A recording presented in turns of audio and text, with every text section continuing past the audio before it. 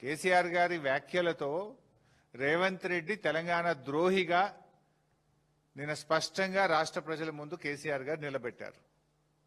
ఉత్తమ్ కుమార్ రెడ్డి గారు ఉత్తర కుమారుడుగా నిన్న తేలిపోయినటువంటి పరిస్థితి.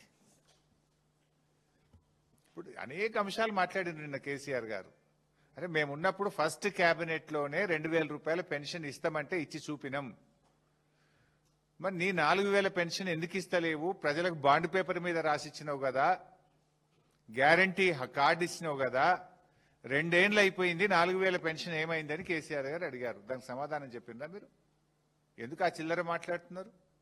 మహిళలకు మహాలక్ష్మి 2,500 ఇస్తామన్నారు, ఇంకెప్పుడు ఇస్తారు? 2 ఏళ్ళు అయిందని ప్రధాన ప్రతిపక్ష నాయకుడిగా వారు లేవనెత్తారు. What is the answer? ఎందుకు ఇవ్వడం లేదు?